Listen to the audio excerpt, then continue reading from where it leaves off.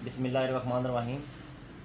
PNN news के साथ मैं हूं रुस्तम अली और मेरे साथ हैं एम नवाज़ मलिक, सीनियर साफ़ी और कालम निगार।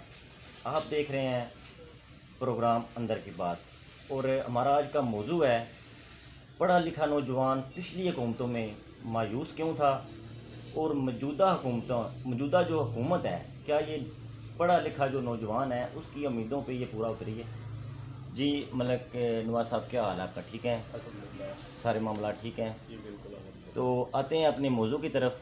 तो पहले तो मैं आपका शुक्रिया अदा करूंगा जो आपने अपना कीमती वक्त PNN की न्यूज़ अपना आज प्रोग्राम में दे रहे हैं आप। तो अब मेरा सवाल यही है कि अपना जो पढ़ा लिखा नौजवान है पिछली हुकूमतों से वो मायूस था, PTI जो हुकूमत है वो इक़्तिदार में आई है, तो जो मौजूदा हुकूमत है जो इसमें मसाइल दरपेश है नौजवान नस्ल को, उस पर ज़रा आप रोशनी डालें। सबसे पहले मैं शुक्रिया अदा करूंगा रुस्तम आपका और PNN न्यूज़ का। तो आज हम असल में नौजवानों के जो मसाइल हैं उन पे डिस्कस करेंगे और उनके असल मुहरक़ात क्या है। हमारा नौजवान जो है वो पिछली हुकूमतों से क्यों मायूस था, आज हम इस पे बात करेंगे।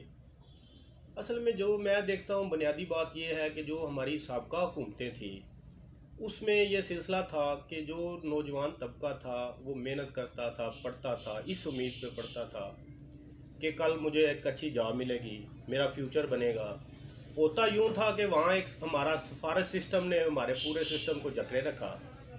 तो वो जो चंद लोग थे जो सियासतदानों के करीब होते थे, वो लोग जो थे वो सिफारिश पे अपने नालायक लोगों को वो भर्ती करवा लिया करते थे। और हमारा जो पढ़ा लिखा नौजवान था वो इस बात से सख्त मायूस था। इतनी मेहनत के बावजूद अच्छी मेरिट पे आने के बावजूद वो उसको अच्छी जॉब नहीं मिलती थी। ये तो थी हमारी पिछली हुकूमतों की बात। फिर इसमें एक रुस्तम भाई चेंज आया। चेंज ये आया कि नून लीग की गवर्नमेंट आ गई। अब नून लीग की गवर्नमेंट ने वहाँ पे ये अनाउंस किया कि हम मेरिट पे भर्तियाँ करेंगे। ठीक है जी। अब मेरिट के लिए जो उन्होंने सिस्टम मुतारफ करवाया वो उस सिस्टम में बड़ी पेचीदगियाँ हैं। आज तक वही सिस्टम अभी तक भी चल रहा है। नहीं, नून लीग की या PTI की हुकूमत की बात? जी, नून लीग की गवर्नमेंट में ये पिछली हुकूमत की बात? पिछली हुकूमत की मैं जी, बात जी, कर जी, रहा हूँ। ठीक। नून पहले मैंने जो बात की है वो नून लीग से पहले की पहले की आप थी। बात कर, ठीक होगा। अब जो मैं बात कर रहा हूँ वो नून लीग गवर्नमेंट में उन्होंने एक सिस्टम मुतारफ करवाया जिसको national testing service, NTS, OTS या इस तरह की दीगर कई नाम से वो एक सिस्टम था जिसमें आपने अगर किसी जॉब पे अप्लाई करना है तो पहले आपको वो NTS टेस्ट जो था वो पास करना पड़ेगा। अब इस NTS टेस्ट ने नौजवान तबके को मज़ीद मायूस किया। अब इसमें मज़ीद मायूस कैसे किया? अब आप मेरी बात सुने कि एक बेरोज़गार बंदा जिसको कोई 1000 रुपया भी उधार नहीं देता, अब उस बंदे ने अपने एजुकेशन मुकम्मल की, डिग्री ली, बहुत मुश्किल, उसके पेरेंट्स ने बड़ी मुश्किल से उसको पढ़ाया, उस पर इन्वेस्टमेंट की, अब वो डिग्रियां हाथ में लिए हुए। अब आगे एक NTS का सिस्टम आ गया। तो NTS के लिए जो रखा गया रुस्तम साहब वो ये था कि अब मंडी बहुद्दीन से या दीगर जो हमारे दूर दराज के इलाके हैं वहाँ से किसी बंदे ने NTS टेस्ट के लिए जाना है तो उसने इस्लामाबाद जाना है, लाहौर जाना है या इस तरह जो बिग सिटी हैं वहाँ पे वो टेस्ट होता है। तो उसका टाइम ऐसा रखा जाता है कि आपने 9 बजे जाना है। अब 9 बजे पहुंचने के लिए या तो बंदे के पास अपनी गाड़ी हो या पहले रात को वहाँ पे पहुँच जाए या बंदा वहाँ जाके रात को स्टे करे। अब इस प्रोसेस के लिए एक बेरोजगार नौजवान का 15 से 20 हज़ार रुपया खर्चा आ जाता है। या तो वो गाड़ी लेके जाए तब वो 9 बजे पहुँचेगा या फिर वो रात को अगर स्टे करता है तब वो पहुँचेगा। तो रात को स्टे करने के लिए, गाड़ी लेके जाने के लिए और NTS टेस्ट की बाकायदा फ़ीस है। उस फीस के लिए उसने 1000, 1500, 2000 जितनी भी उसकी फ़ीस है वो भी उसने पे करनी है। उसने किराया खर्चा करना है तो फिर जाके उसने NTS देना है। आगे NTS जो था वो क्या है? अब जिन लोगों ने ये NTS का सिस्टम बनाया उन्होंने उसमें सिलेबस को बिल्कुल ऐड ही नहीं किया। उसमें कोई सवाल भी सिलेबस से रिलेटेड नहीं। अब वहाँ पे सवाल है, मुझे समझ नहीं आती NTS टेस्ट में जो लोग कहते हैं कि ये जनरल नॉलेज की बातें हैं, उसमें जनरल नॉलेज भी मैं कहूँगा कि नहीं। मैं कहूँगा उसमें सवाल ऐसे हैं जैसे एक बच्चा अपनी माँ से पूछ रहा होता है कि मामा जो सूरज गुरूब होते वक्त सुर्ख क्यों हो जाता है? अंधी डॉल्फिन कहाँ पाई जाती है? गाड़ी गर्म हो जाए तो आपको पहला काम क्या करना चाहिए? आप मुझे बताएं, एक बंदे ने गवर्नमेंट जॉब पे अगर लगना है, ऑफिसर लगना है, उसका इन चीज़ों से कोई तल्लक है? उसकी जॉब से रिलेटेड कोई क्वेश्चन हो? मुतमिन भी उनको कर दिया जाता है और वो उनको जॉब भी नहीं मिलती। जी मेरी बात पूरी आप सुने। उसमें होता ये है कि अब वो फजूल किस्म के सवालात आगे आ जाते हैं जिनके लिए बंदा कहीं तैयारी नहीं कर सकता।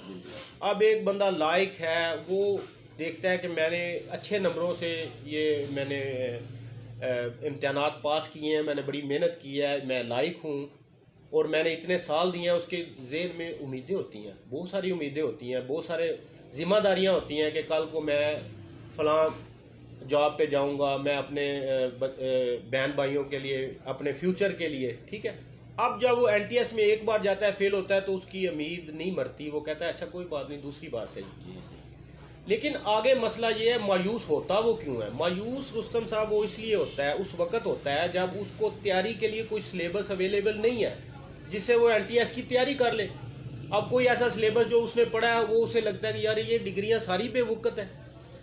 अब ये चीज़ जो एनटीएस है, इन डिग्रियों से तो इसको ज़्यादा उन्होंने कर दिया कि ये एनटीएस जो है उससे कहीं बढ़ के कोई चीज़ है।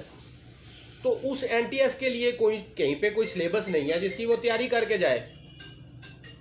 होना तो ये चाहिए था कि कोई या तो ऐसा सिलेबस होता या सिलेबस से रिलेटेड कोई क्वेश्चन होते। अब इसमें ये होता है कि वो नौजवान अब ऐसे ही कर लेना, जब एक बंदे ने कोई कहे कि आपने शिकार पे जाना है, अब वो बंदूक लेता है अच्छी नस्ल की और अच्छी किस्म की, वो लेता है गन लेता है, वो तैयारी करके जाता है। वो उसके माइंड में है कि मैंने शेर का शिकार करना है। आगे जब उसका शिकार होता है, वो उसको फिश के शिकार पे बैठा दिया जाता है कि आपने मछलियां पकड़नी है, तो वो नाकाम होगा क्योंकि उसे तो तैयारी ही नहीं थी, उसे तो कर नहीं पाएगा। तो इसी तरह ये एनटीएस है, इसमें बड़े बड़े लायक लोग जो हैं वो उसमें फेल हो जाते हैं और तुक्का किसी का लग जाता है तो वो पास हो जाता है। और जब 2 से 3 बार एक बेरोजगार पढ़ा लिखा नौजवान इस एनटीएस में जाता है तो वो मायूस होता है। अब फिर उसने मायूसी अपनी किस तरह जाहिर करनी है? वो सारी एक फोर्स तैयार हो गई पिछली गवर्नमेंट के खिलाफ कि ये गवर्नमेंट हमारे साथ क्या कर रही है, इन्होंने तो हमारा बेड़ा गर्क कर दिया, हमारी ये डिग्रियां, हमारी एजुकेशन, इसका तो कोई फ़ायदा नहीं हुआ। वो जो हमारी फोर्स थी वो फिर इंटरनेट पे जाके अपना गुस्सा निकालती है और उसने गुस्सा निकाला। उस गुस्से निकालने में हमें नज़र आया कि वो उन्होंने गवर्नमेंट को आड़े हाथों लिया, ठीक है जी, उस मायूस नौजवान की। और मैं माजरत से ये कहूँगा कि गवर्नमेंट ने उस नौजवान की जो मामला थे उसको समझने की कोशिश ही नहीं की, ठीक है। अब आगे अगर बात की जाए मौजूदा जो गवर्नमेंट है, तो जो मौजूदा गवर्नमेंट है इसने उनको उम्मीद दिलाई। कौन से कर रहे हैं? इसने उम्मीद दिलाई कि हम 1 करोड़ नौकरियां देंगे आपको। नौजवान को एक उम्मीद मिली कि ये गवर्नमेंट जो है, पीटीआई की गवर्नमेंट, ये हमारे फ्यूचर के लिए कोई काम करेगी। तो वो सारा यूथ जो था वो उसने इमरान खान की सपोर्ट की। क्या अब आगे क्या मामला है? आगे अब मसला ये है कि जो मौजूदा गवर्नमेंट है, एक तो वो कोई ऐसी खातर ख्वाह कामयाबी हासिल नहीं कर पाई।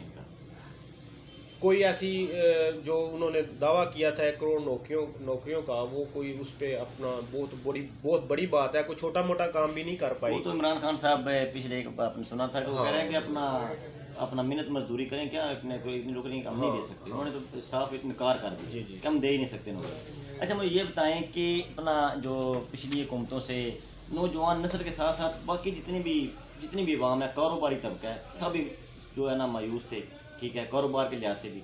लेकिन अभी जो मौजूदा हुकूमत है और अभी नौजवान नस्ल है, ये क्या उम्मीदें इनको क्या हैं और ये कैसे अपना ये मौजूदा हुकूमत कैसे इनकी उम्मीदों का हल क्या है, इस चीज़ का कैसे वो पूरा उतर कैसे सकती है? नौजवान जो हमारा है उसको सबसे मसला जो बड़ा दरपेश है वो है बेरोज़गारी। बेशक हमारा पढ़ा लिखा नौजवान, यकीन करें आप जाएं, आपको मैं बताता हूँ कि आपको मास्टर डिग्री होल्डर लोग रिक्शा चलाते हुए मिलेंगे। बेशक ऐसे, ठीक है। और ये नौजवान तबका हमारा बड़ा मायूस है। इसमें गवर्नमेंट की तरफ से कोई ऐसी पॉलिसी नहीं बनाई गई। और माजरत के साथ कहूँगा कि इस गवर्नमेंट ने भी वही सिस्टम रखा हुआ है, वो एनटीएस वाला सिस्टम चेंज नहीं हुआ, कोई सिस्टम नहीं चेंज हुआ। और इस सिस्टम से हमारा नौजवान मायूस है।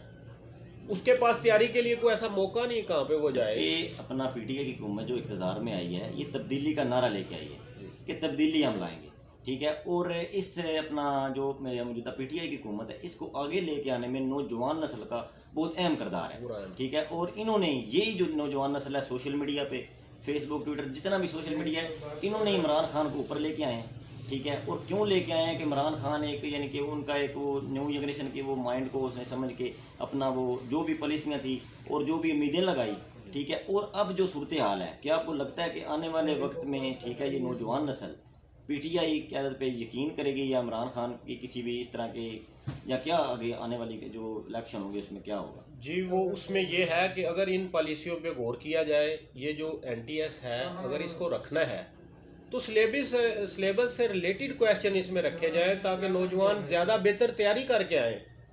उनको पता हो कि यार ये मेरी खामी से मैं फेल हुआ हूँ, इसमें कोई ये किसी दूसरे की वजह से नहीं हुआ, कुछ ऐसे सवालात नहीं है कि जो फजूल हों। उनके बात कट कर रहा हूँ, लेकिन वो तो एक चीज़ हो सकती है, लेकिन जब सिस्टम ही ख़राब है, अगर उन्होंने सिफारिश, अभी भी अगर सिफारिश चल रही है, रिश्वत चल रही है, ठीक है, फिर तो एक वो उन्होंने एक अपना सिस्टम एक बनाया हुआ है, प्लान के तहत एक होता है कि ठीक है जी, हमने एक अगर कोई आ गया है इसको हमने रिजेक्ट करना है, ठीक है। तो अगर कोई, क्योंकि अगर वो सबको पास करते जाएंगे, ठीक है, अगर वो आसानियाँ पैदा कर देंगे, पढ़े लिखे नौजवान के लिए आसानियाँ पैदा कर देंगे, जो सिफारशी होगा, जो रिश्वत लेके आएगा, उसको फिर भी नौकरी कैसे देंगे?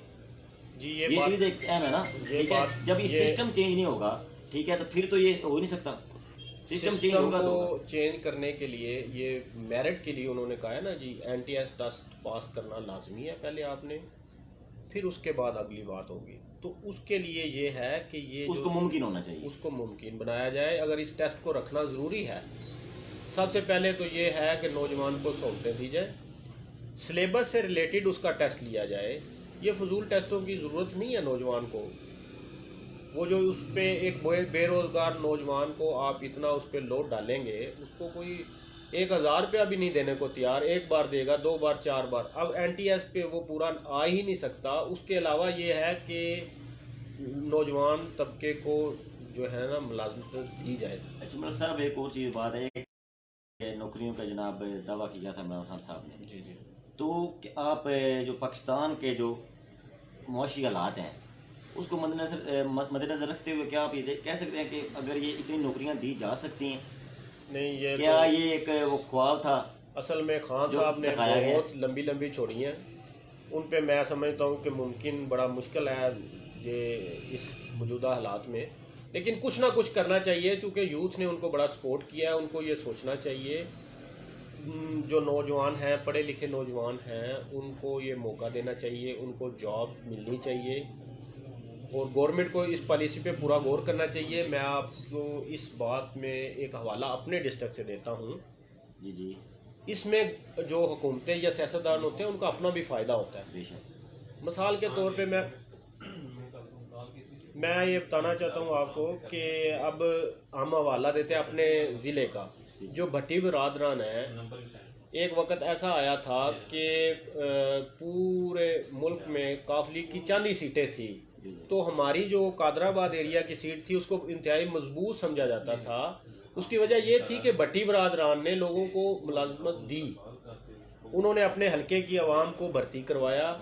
अब जिस ख़ानदान का एक बच्चे को जॉब मिल जाती है, वो पूरा ख़ानदान जो होता है, कई ज़िंदगियाँ उसके साथ संवर जाती हैं, उससे जुड़े हुए लोग वो आपकी फोर्स बन जाते हैं। तो इसलिए एक और बात मैं यहाँ कहना चाहूँगा, यहाँ पे कुछ लोग ये समझते हैं कि सियासतदानों के साथ ये जो लोग लगते हैं ना, सियासतदानों के दारों पे जो लोग जाते हैं, वो कोई अगले जान जाके स्वाब के लिए नहीं जाते। रुस्तम साहब, उन्होंने इसी दुनिया में अपने छोटे मोटे काम लेने होते हैं।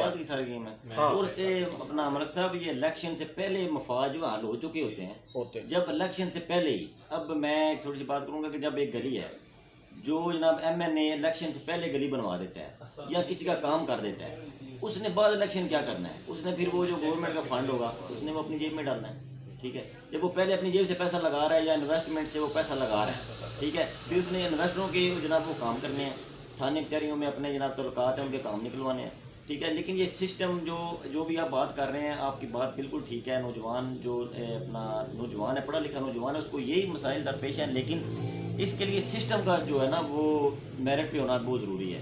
अगर करप्शन और रिश्वत अगर ख़त्म नहीं होगी तो फिर ये जो मामला आता है ठीक है।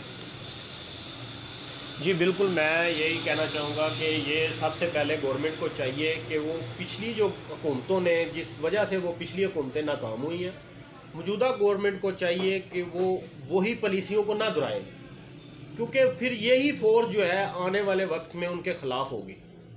यही यूथ जो थी, जिस यूथ ने उनको मुकम्मल सपोर्ट किया, जिस यूथ ने उनको सोशल मीडिया पे सपोर्ट किया, वो अपना गुस्सा, अपनी मायूसी जाहिर कर रहे थे उस गवर्नमेंट से, और उनको उम्मीद थी मौजूदा गवर्नमेंट से। अगर मौजूदा गवर्नमेंट भी उसी पॉलिसी पे चली तो मैं आपको बता रहा हूँ कि आने वाले वक्त में यहाँ पे मौक़िफ़ ये पेश किया जाता है कि जनाब जो पिछली हुकूमतें थी वो दिवालिया निकाल गई हैं, पाकिस्तान का दिवालिया निकाल गई, हम क्या करें, हम तो जनाब सवार रहे हैं। अगर ऐसे यानी कि ये तो एक जहाँ बहाना है या फिर वाकई ऐसे हालात हैं कि जो पिछली हुकूमतें उन्होंने दिवालिया निकाल के वो चली गई हैं, कभी कुछ मुमकिन ही नहीं है। अगर ये भी मुमकिन, अगर यही बात सच है कि पिछली हुकूमतें दिवालिया निकाल गई तो फिर इतने बड़े बड़े दावे, ठीक है, करोड़ नौकरियों के जनाब वादे, फिर इन करने की क्या ज़रूरत थी? क्या इमरान खान साहब को नहीं पता था कि जनाब ये पाकिस्तान का ये कुछ इतना को दिवालिया निकल चुका है, या ये हो गया, ये वो हो गया, ये कहते हैं वो लूट के खा गए हैं, ये करप्शन हो गई है, ये हो गया है, मनी लॉन्ड्रिंग हो रही है, ठीक है, ये उस वक्त नहीं पता था जब ये बड़े बड़े दावे किए गए हैं? जी बिल्कुल, वो उस वक़्त जब अब दावे किए गए, अब जो जिम्मेदारी है ना हुकूमत के ऊपर होती है, ठीक है जी। अब इसका जवाब ये नहीं बनता कि पिछले ये कर गए, पिछले वो कर गए। अब आप अवाम के सामने जवाब दें इमरान खान साहब, अब आपने अपनी कारकर्दगी अवाम को बतानी है। ये बातें एक हद तक हम सुन लेंगे, अवाम सुन लेगी। अब लोग इन बातों से मायूस हो चुके हैं, और सबसे ज़्यादा मायूस हमारा नौजवान तबका है। अगर आपने उनको नौकरियां ना दी और आपने ये जो पॉलिसी पिछली हुकूमतों ने बनाई हुई थी जिससे नौजवान हमारा मायूस है, इसमें तब्दीली आपने ना की, तो आने वाले वक्त में यही फोर्स, ये जो यूथ आपकी सपोर्टर थी पूरे सोशल मीडिया पे पूरे मुल्क में, यही फोर्स आपसे आपके खिलाफ होगी और आपसे पूछेगी। तो इसलिए मैं ये कहूँगा कि हमारे नौजवानों के लिए रोज़गार के मौके फराहम किए जाए और उन्हें आसानी पैदा की जाए। और बात भी कहम है कि जो अक्सर सोशल मीडिया पर भी देखी जाती है कि इमरान खान का जो नज़रिया है वो तो ठीक है, वो अपने नज़रिए पे कायम है, लेकिन जो नीचे हैं उनके, ठीक है, वो दूसरी पार्टियों के लोग हैं, ठीक है, तो वो सिस्टम को ठीक नहीं होने दे रहे। इसका क्या आपकी नज़र में, इसका आप क्या? इसका मैं एक मिसाल देना चाहूँगा कि एक बस्ती थी जिसमें लोगों ने ये सोचा कि हर बंदा, इस बस्ती का जो मुकद्दस तालाब है उसमें हर बंदा एक जो बाल्टी है वो पानी की दूध की डालेगा, क्योंकि ये हमारा मुकद्दस तालाब है, हमने मिल के इसको दूध से भरना है। तय ये पाया कि रात का वक़्त हर बंदा अपने घर से दूध की एक बाल्टी तालाब में गिराए। अब हुआ यूं रुस्तम साहब, मैं सोचा कि जब रुस्तम साहब ने दूध डालना है, पूरे गांव ने दूध डालना है, मैं एक बाल्टी पानी की डाल दूंगा, क्या फ़र्क पड़ेगा। लेकिन अफसोस के साथ जब सारे लोग उस तालाब के पास देखने के लिए जमा हुए कि तालाब दूध से भरा होगा, तो हर बंदा दूसरे बंदे से नज़रें चुरा रहा था, क्योंकि वो सारा पानी से भरा हुआ था। किसी एक फ़र्द ने भी दूध की बाल्टी नहीं डाली थी। इसमें इस सिस्टम को चेंज करने में मैं समझता हूँ हमें सबको मिलके किरदार अदा करना पड़ेगा। एक फर्द से कोई सिस्टम तब्दील नहीं होता। पहली बात तो यह है कि इसमें अवाम को भी हम किरदार अदा करना पड़ेगा। तबदीली जो होती है वो आपकी सोच ला सकती है। जी बिल्कुल, ठीक है, और हमें अगर हम कहें कि इमरान खान लाएंगे वो, तो वो भी बात गलत है। हमें अपनी सोच को भी जो है ना, हमें अपना इलेक्शन के वक्त, इलेक्शन के वक्त हमें ये नहीं देखना चाहिए कि फलां बंदे के पास गाड़ियाँ ज़्यादा हैं, फलां बंदे के पास गनमैन ज़्यादा है, फलां का स्टेटस ज़्यादा है, फलां ज़्यादा अमीर कबीर है। हमें देखना चाहिए कि उसका किरदार कैसा है। ठीक है, माजरत के साथ कि हम अच्छे किरदार के लोगों को लाइक नहीं करते, आम आदमी को हम लाइक ही नहीं करते। हम तो सियासतदान या चौधरी ही उसे मानते हैं जिसके थानों में काम हो, जिसके जायज़ नजायज़ पर्चे हों, ठीक है, जिसके पास गन मैन हों, जिसके पास बीगो डाले हों, जिसके पास लंबी गाड़ियां हों। असल में जब तक आम आदमी नहीं आएगा तो इस सिस्टम में तब्दीली नहीं। और हर बंदे को ने जो है ना वो खुशामद ने हर बंदे को अपना किरदार अदा करना पड़ेगा। माजरत के साथ हम अपने मौजू से थोड़ा हट गए। हमारा मौजू आज का यूथ था, वो इसी में आ जाता है ना मलिक साहब। ये चीज़ें हैं जो यूथ की जो मसाइल हल नहीं होने दे रही।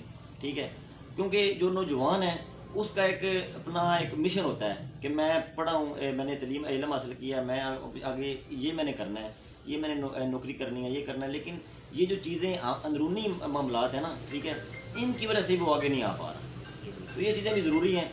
तो मेरे ख्याल से काफ़ी टाइम हो गया, तो अभी नेक्स्ट जी नाज़रीन, आज के लिए इतने ही, और हमें इजाज़त दीजिए। तो हम प्रोग्राम करते रहेंगे, और आपके जो सवाल जो आप होंगे वो भी हम शामिल करते रहेंगे प्रोग्राम में। आप हमें कमेंट्स करें और हमारा प्रोग्राम शेयर करें। तो जो अपने आप इलाके के में मसाइल भी यहाँ पे आप कमेंट्स कर सकते हैं, हमारे पेज पे आप मैसेज भी कर सकते हैं। तो हम कोशिश करेंगे जो आपके इलाके के मसाइल हैं उनको, उनका जो हल है वो भी हम यहाँ पे डिस्कस करें, और वो मसाइल कैसे अपना दरपेश हैं, ठीक है, उनकी बुनियादी वजह क्या है वो भी हम यहाँ पे डिस्कस करें। अल्लाह हाफिज़।